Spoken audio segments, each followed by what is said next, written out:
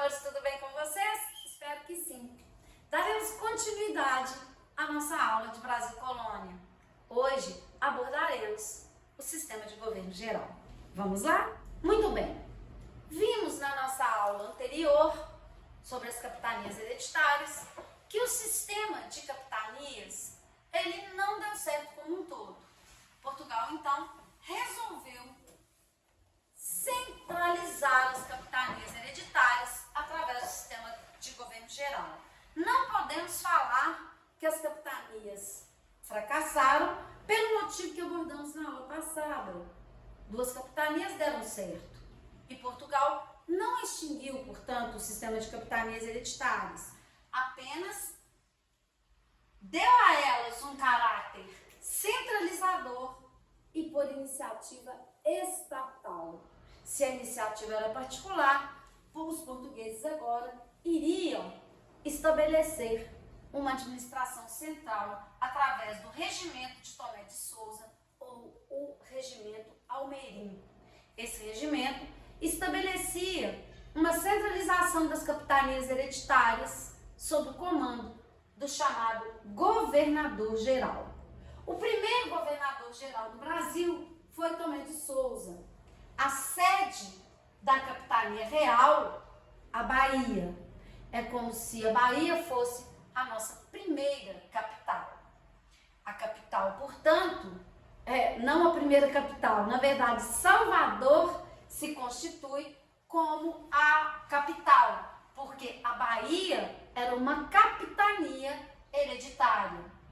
Ele introduziu aqui, como vimos na nossa aula de Contra-Reforma, a Companhia de Jesus, através do padre Manuel da Nóbrega e o gado bovino. Então, o governador-geral Tomé de Souza, ele vai trazer os jesuítas para o Brasil e, além disso, introduzir o gado. Foram iniciativas muito importantes do ponto de vista de efetivação da colonização. Bem, vejam só, 48 artigos que disciplinavam detalhadamente a instalação do governo, criação de uma burocracia, concessão de sesmarias, organização do comércio e medidas para a defesa, trato aos índios e invasores. Foram medidas, então, nesse primeiro momento do governo de Tomé de Souza. E a burocracia estatal, ou seja, foi criado aqui um corpo burocrático administrativo para viabilizar a centralização desse sistema, através da criação de cargos como capitão-mor, ouvidor-mor e provedor-mor. Seriam espécies de ministros. O capitão-mor, responsável pela defesa da terra, o ouvidor-mor pela justiça e o provedor-mor pela fazenda, ou seja, era uma espécie de ministro da economia. Esses cargos criados, eles são cargos auxiliares do governador-geral. Então, é como se a gente imaginasse o presidente da República e os seus ministros. Então, cada um desses cargos criados, ele é administrado por espécies de ministros que iriam auxiliar o governador-geral em todos esses aspectos que acabamos de analisar. Seguindo, então, vejam só, como funciona esse sistema administrativo. Esse esquema é muito importante, já cobrado diversas vezes em provas de vestibular. Então, muita atenção. No topo da administração, eu tenho o rei lusitano, de Portugal. Então, o rei de Portugal, ele, na verdade, é o grande administrador. Abaixo dele, um órgão, representando o Estado português, eu tenho um órgão chamado Conselho Ultramarino. O Conselho Ultramarino, ele vai ter a incumbência de resolver todas as questões administrativas da colônia. Representando o rei na colônia, eu tenho o governador-geral, que administra todas as capitanias hereditárias e as capitanias reais. Vejam bem, se o sistema não foi extinto, as capitanias hereditárias que prosperaram continuaram como hereditárias e as que não prosperaram foram transformadas em capitanias reais, administradas diretamente pelo Estado português. Eu tenho aí, como já vimos, o capitão donatário como o mandatário nas capitanias hereditárias, utilizando os dois documentos que já analisamos, a carta de doação e o foral. Esses capitães donatários, eles e aqueles que administravam em nome da coroa portuguesa, eles administravam as sesmarias e tinham poder sobre os colonos.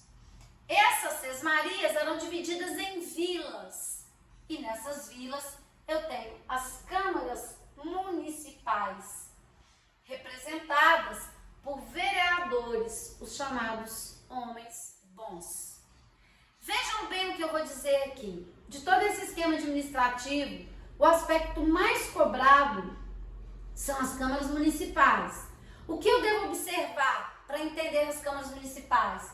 Eu tenho todo um esquema administrativo que parte do mais centralizado até em várias escalas de poder até chegar ao município. Ou seja, o Estado português tenta criar um esquema administrativo de controle absoluto. Só que a própria dificuldade na elaboração desse esquema administrativo, pela dificuldade de controle, acaba levando a vários problemas, como analisaremos em aulas posteriores. O mais importante aqui é entender que as câmaras municipais, elas representam o poder local e foi o início justamente daquilo que Portugal mais temia. Essas câmaras que deveriam servir para Portugal exercer o controle até o espaço, o menor espaço que se encontra nos municípios, acabaram ganhando muita autonomia. Então nós vamos analisar agora essas câmaras municipais. Veja bem, então, câmaras municipais ou câmaras de vereança, criadas em 1532. As câmaras representavam o poder local das vilas no período colonial da história do Brasil. Os vereadores são chamados homens bons. Quem vocês acham que seriam os homens bons? Bons, homens bons, bons de dinheiro, né? Os poderosos, a elite colonial, é que estava representada nessas chamadas câmaras municipais. Quais são as funções das câmaras municipais? Geralmente é isso que as questões pedem, a função das câmaras. Primeira função, resolver problemas locais de ordem econômica, política e administrativas nas vilas e municípios. Segundo, gerenciar os gastos e rendas da administração pública. Promover ações judiciais. Construir obras públicas necessárias ao desenvolvimento municipal, como, por exemplo, pontes, ruas, estradas e prédios públicos. Criar regras para o funcionamento do comércio local e zelar pela conservação dos bens públicos e pela limpeza urbana. Essas câmaras municipais, como eu disse, foram criadas para que os olhos do rei estivessem também na localidade, no município. Só que acaba acontecendo o oposto. Essas câmaras adquirem tanta autonomia que elas acabariam sendo extintas no século XVIII, porque Portugal perde o controle dentro das localidades. E isso acabaria, então, levando à sua extinção. Veremos na nossa próxima aula a evolução do sistema administrativo de governo geral. O que esse sistema ele teria acabado resultando, se ele foi eficiente, se ele não foi eficiente, e as transformações que esse sistema, dentro do contexto europeu, acabou acarretando.